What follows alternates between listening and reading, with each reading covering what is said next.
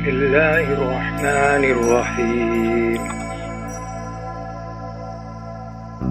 وعن المغيرة بن شعبة رضي الله تعالى عنه أن النبي صلى الله عليه وسلم توضأ فمسح بناصيته وعلى العمامة وعلى الخفين.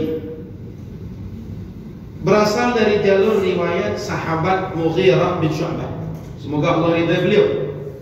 Kata beliau bahwasanya Nabi sallallahu alaihi wasallam berwudu. Lalu ketika wudu, masaha binasiyatihi. Beliau hanya mengusap bagian ubun-ubun beliau, bagian depan kepala.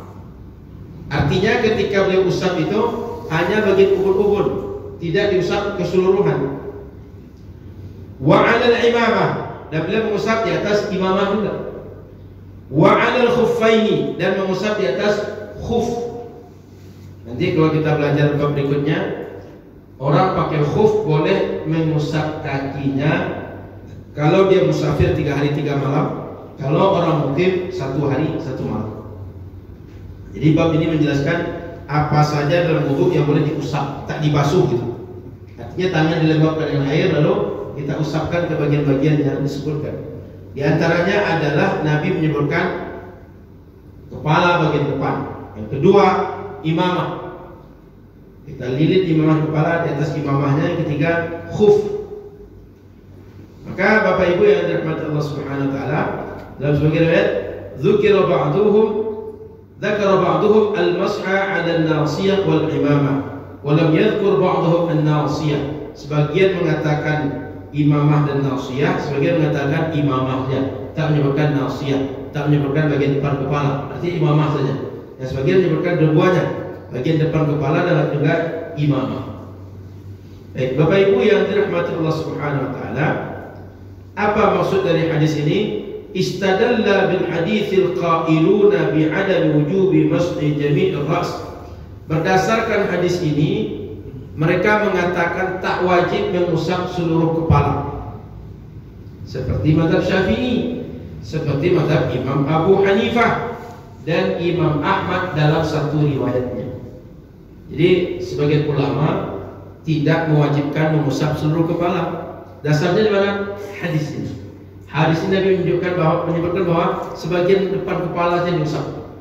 Kalau sebagian depan otomatis nggak seluruhan, maka tidak wajib mengusap seluruh bagian kepala. Sunnah kalau seluruh bagian kepala. Begitu dalam mazhab Syafi'i. Dari mana dasar mereka? Kok bisa mereka menyimpulkan begitu?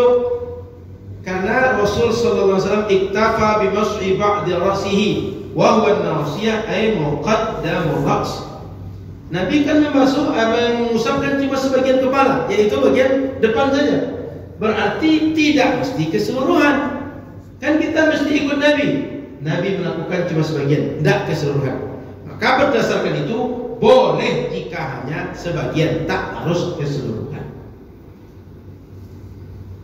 Kemudian Bapak Ibu yang dirahmati Allah Subhanahu wa taala, kata ulama Malikiyah menjawab, la'alla an-nabiy sallallahu alaihi wasallam fa'ala dzalika li'udhrin. Kata Malikiyah, bisa saja Nabi ketika itu hanya basuh usap bagian depan kepala karena ada uzur. Kalau kata Malikiyah dan Hanafiyah, pokoknya Nabi hanya membasuh sebagian kepala. Kata Malikiyah, boleh jadi yang kalian jadikan dalil itu kondisinya Nabi sedang ada uzur. Begitu mereka menjawab. La siyama wa kana hadzal fi'l fi safar.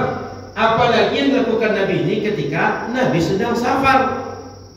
Berarti ini tak bisa menjadi dalil kaidah yang baku, sebab dia dalam keadaan uzur.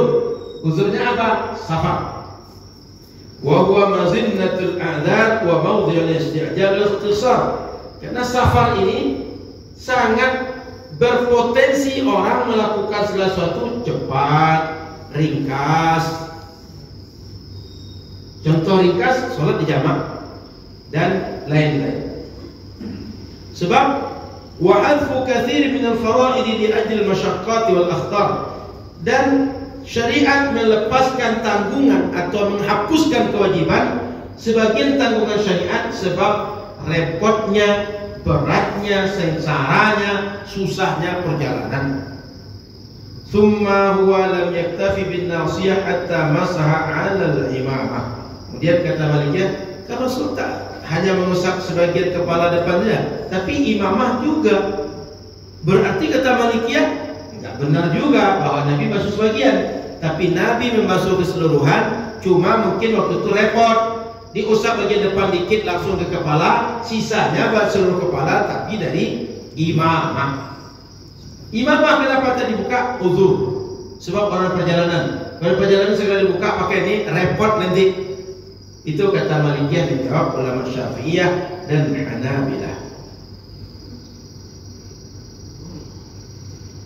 Lalu kata ulama jawab, ulama menemukan jalur hadis tentang Rasul mengusap hanya bagian kepala itu banyak jalur riwayat. Artinya ini banyak kejadian. Kalaulah uzur sekali-sekali, tapi kalau berkali-kali banyak cerita, banyak kejadian, berarti ini bukan karena uzur. Gitu Pak. Jadi kalau diikutilah perdebatan ulama ini, nampak nalar mereka itu jalan memahami hadis. Sehingga bukan hadis Nabi tak diterima, tapi hadis Nabi itu berupaya mereka pahami, mereka dalami agar maksud hadis sesuai dengan hadis. Kita kan kadang-kadang belum diklarifikasi semua makna hadis itu, belum diklarifikasi maksud hadis itu menurut penjelasan orang yang pakarnya sudah menyimpulkan bahwa hadis rupanya membolehkan, hadis rupanya melarang. Coba klarifikasi betul dulu, jangan-jangan maksud hadis bertolak belakang dengan yang kita maksudkan. Kabar rahmat Allah SWT, kata ulama, Nabi itu melakukan keseluruhan itu karena memang sudah biasa, bukan karena faktor uzur. Buktinya banyak cerita tentang itu. Kalaulah satu kejadian uzur mungkin, tapi kalau berkali-kali uzur tidak masuk akal. Kecuali uzurnya safar yang ini safar yang itu, ini safar yang itu. Ternyata enggak safar semua, ada selain safar. Maka Bapak Ibu yang dirahmati Allah Subhanahu wa taala, boleh dalam mazhab Syafi'i sebagian bagian depan kepala jadi usap, tak mesti keseluruhan. Poin berikutnya, yushtaratu lijawazil mashi 'ala al-imamah, boleh mengusap di atas imamah. Berapa poin? Satu, antakuna satiratan li jami'ir ra'si, mesti menutup seluruh bagian kepala kecuali bagian-bagian yang boleh terbuka secara adat. Contoh, bagian tengkuk, telinga, ini kan boleh dibuka, bukan bagian tertutup adatnya. Maka bagian kepala kalau semuanya tertutup baru boleh diusap. Yang kedua, antakuna ala sifati ama'imil muslimin, wahia antakuna muhamkah ay qad iltaffa tahtal halaki minha syai'un. Mesti bentuk imamahnya ini, imamah ini lilitkan. Yang dililitkan termasuk ke dalam ini apa ya? Dagu. Yang dililitkan juga ke dagu. Ya khas orang Arab lah. Orang Arab itu dililit kepala kemudian dari sini sebagian. Kalau seperti itu baru boleh diusap bagian luar dengan syarat seluruhnya menutupi, kemudian bentuknya imamah seperti itu. Sehingga kalau ada yang kita punya sorban, nah kayak Pak Imam lah, itu kan punya syalwar, dipakai di sini, itu tidak boleh diusapnya. Dia mesti ketika dililitkan di kepala. Atau kita punya sorban, mana kalau sorban? Ada sorban-sorban yang sering diselempangkan itu nggak boleh. Yang boleh itu hanya ketika dia dipasangkan di kepala. Yang seperti itu boleh diusap. Kemudian sebagian ulama mensyaratkan antakuna lubisat ala taharah. Imamah itu ketika dipakai orang sudah dalam suci. Selesai dia wudhu, sudah sempurna wudhu dia tutup seluruh aurat dengan benar, dia siap-siap, dia bersih-bersih rapi-rapi, lalu pakai imamah. Batal nanti wudhu, dia ngusap hanya di atas imamah, boleh. Tapi kalau tidak dalam keadaan wudhu, tidak boleh. Atas bagian. Kemudian poin yang ketiga, Bapak Ibu rahmat Allah Subhanahu wa taala,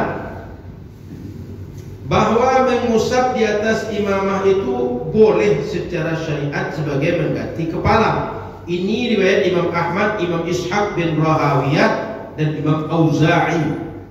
Sementara kata jumhur ulama, jumhur ahli ilmi dan sahabat dan tabi'in, la yumsahu 'ala al-imamah illa an yamsaha bi ra'si ma'al imamah. Tidak boleh diusap imamah saja, tapi kalau mengusap kepala dan imamah seperti dijelaskan dalam hadis Nabi sallallahu alaihi wasallam. Cuma ini kalau di zaman kita sekarang agak jarang orang praktekkan ini. Yang pakai imamah 1-2. Jarang kita pakai imamah. Sehingga mungkin ada di antara kita atau anak-anak kita tidak tahu lagi yang imamah itu yang mana. Saking jarangnya.